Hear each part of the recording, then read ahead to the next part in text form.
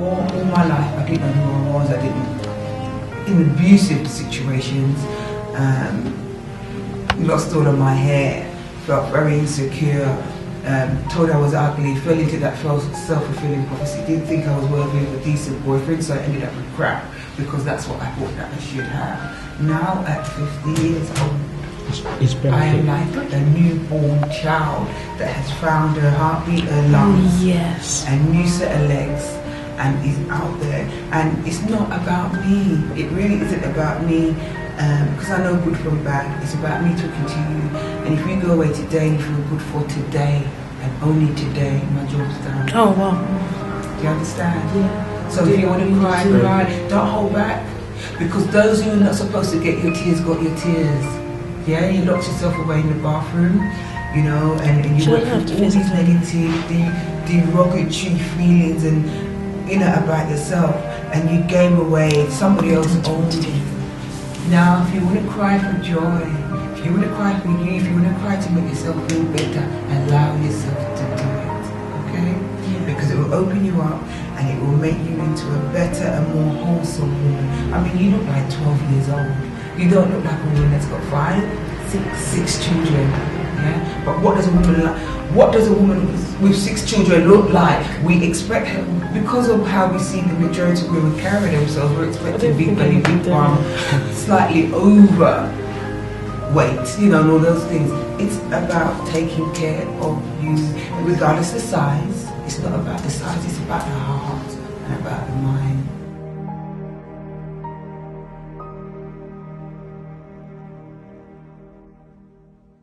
Ugliness is not just in women, it's in people. Yeah. And a lot of it, as women, we attract the wrong kind of guys. And those guys that we attract know it. And they're like parasites. But we have to take 51% of the responsibility. We can't put the blame on anybody else. You know, we really, really can't. We have to be responsible.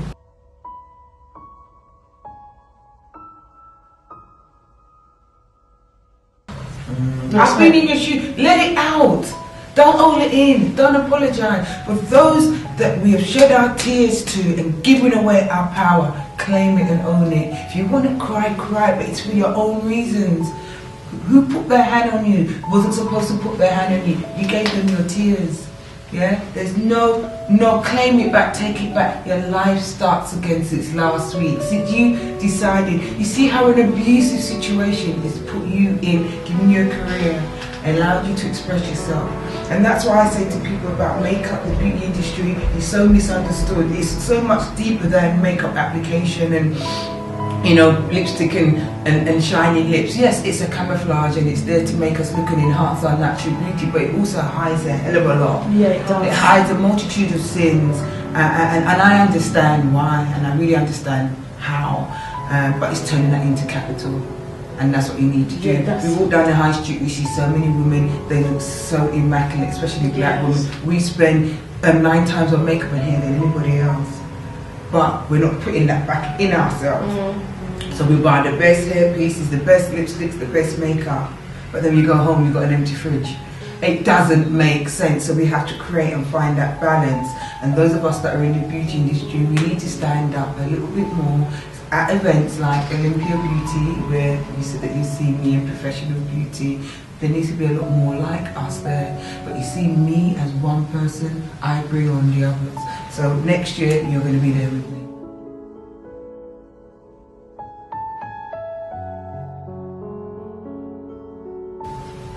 Oh, I feel like crying too. Me too. Me too. I feel her pain. Cry. Cry. It's okay. I feel what did that no strength. You do. This is just the beginning of your life, darling. What you've been through, that was a rehearsal. When it comes next time, it will bounce off of you. Because you'll see it coming and you'll say no before it enters your door. You will see it, because it will always come. But it's how you deal with it. So darling, what you've been through is the rehearsal. What's really due to you will come. And as I'm saying it to you, I have to hold on to it for myself, because I have to believe it too. Because I've been on your journey I've been told I'm ugly, I've been told I never amount to anything, and I fell into that self-fulfilling prophecy. I believed it for 45 years of my life. I'm 50 years old now.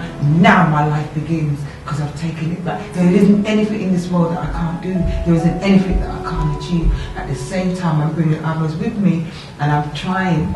I hope I'm a decent person.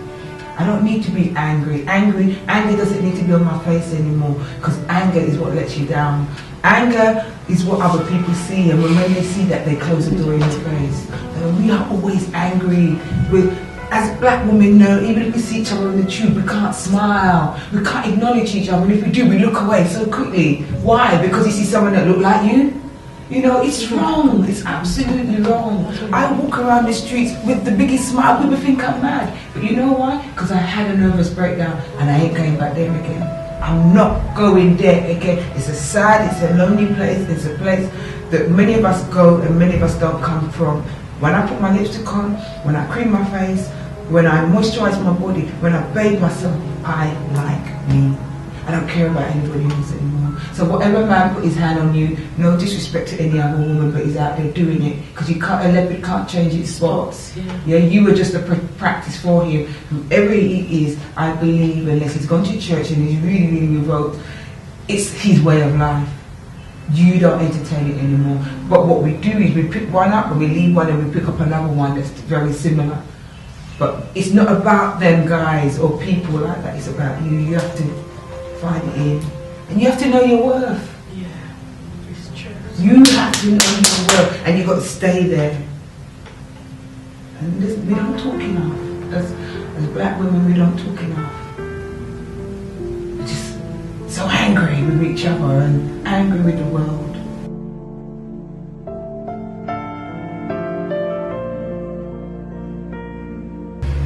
Yeah. Because when I needed it, there was no one there for me. Oh. Nobody. Just a little talk and a guidance. And a smile. The smile that she gave me. You would have thought that she was my sister that hasn't seen me for a week. And I don't know her, but I knew her. Yes, deep. But that's the thing about us as black people. We're very deep. Yes. And we're very hurt. And that's what I understand. I can. Yeah, we're very hurt as a race. We're very hurt, and it goes back to, you know, so many things. We try and blame it on each other or relationships, but it's hereditary. It's generations. It's deep.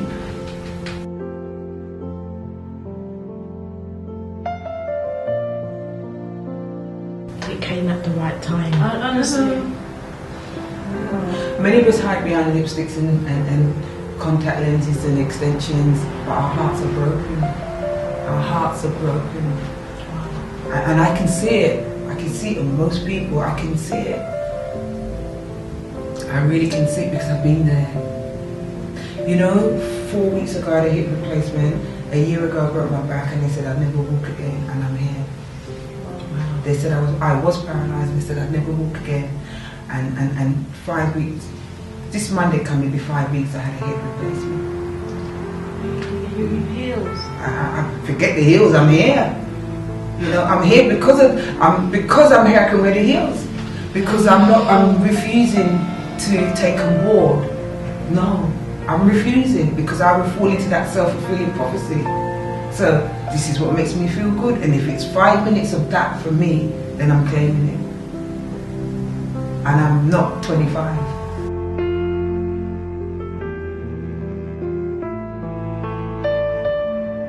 And that's why I can feel her pain. If you know, you don't have to have had a nervous breakdown, you don't need to have broken your back or had a hip replacement or been in a major car accident where you lost all of your hair, 250 scars on your face, the knee amputation of your left leg, had 5 fibroid operation, 2 breast cancer scares. You don't have to have gone through all of that to have lived, but you have to have gone through that or gone through that and survive.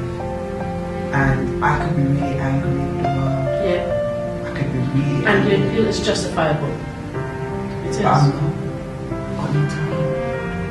Life is for living. You know what? I know for sure you're dead for a very long time. So whatever time I have left now, it's for me to enjoy and embrace and bring people in my space that I really want. It's not about what he or she wants. You may want to get to know me, I may not want to get to know you. It's what I want, because I've spent my whole life doing what you want. It's not about that anymore. And that's why I'm at peace. I'm really, really at peace. I'm the happiest I've been ever than I think maybe when I was in my mum's womb. Wow. For real, that's the honest truth. Because we're in our mother's womb, subject to obviously what's going on in your mum's life, but you're very comfortable, you're there, you're warm, you're snug, you're not thinking, you're just living and waiting to pop out to see the world. And then the world hits you. Well, where I am now, I'm in my own room, I'm in my own protection, I'm protected with myself. Some people are fortunate to have this all of their lives. I've never had it. I have a wonderful family, but they didn't know what I was going through because I hid it, and that's the other thing, we're very good at hiding.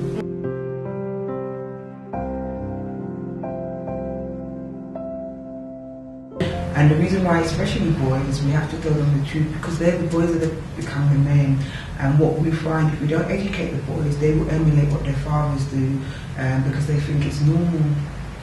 And that's why I say, if you're in pain, you're supposed to, I believe, let your child, of a certain age, know that you're in pain. Yeah. Because they don't want to see mommy in pain, and you don't want your child to repeat whatever they saw their father do or what they've heard their friends' fathers do, because they then think it's normal behaviour. It isn't normal behaviour to beat up on a woman. It's not normal. Or a woman to beat up on a woman. Or to put your hand on anyone else. That's not normal. But because of whatever society you're in and you see other people doing it, you think, I think it's cowards. I think it's a coward's way of living. But abuse is not always physical. There's also emotional and mental. And that's even worse. Yeah. And that's what I encountered lots of time in my life.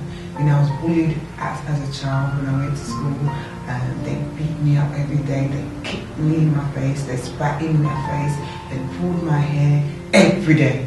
Not like once a week, every day, from the age of 4 to the age of 18. So whatever confidence I had, whatever plans God had for me and said to me, here is a pound of confidence, it got lost. My self-esteem got diminished from when I was 4. I had no self-worth, and that became a norm throughout my whole life. So I started attracting people. Yeah, because negativity likes negativity. Yes. So it attracts certain people that come into your life, and there's a need, you become really needy.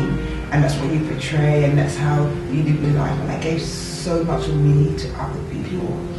And you know, my only escape, what my escapism was exercise. So people had drinks, they had drugs, sex. Mine was exercise. I was in the gym 22 times a week. They're 7 days a week. Wow. Sometimes I've been in the gym 4 days a week, working out hard, really hard. But it was called self-abuse. I was very abusive to myself because of the pain that I was in. And you know, what you do to yourself now, the consequences don't always come immediately. So 30 years of abusing my body and severely, I could compete against any athlete, paid athlete. 33 years later, my body paid for it. I broke my back. My spine became so weak over the years that I had a fracture, and it just got bigger and bigger, and I didn't know. And November 26, 2012, they did open back surgery. And they said, you won't walk again. We've got 2 bolts, a plate, an axle. A plate, an axle, and 2 bolts, and they fused my spine. But I'm here. With a big smile. I'm here. With a big smile. I'm here. And then they said, because of all the everything aggravating itself, I had to have my hip done. But I'm here. I'm not getting anything. I'm not. The biggest bill could come through the door. I'm not anymore. So now I'm ready to give back. Now I'm ready to give and receive.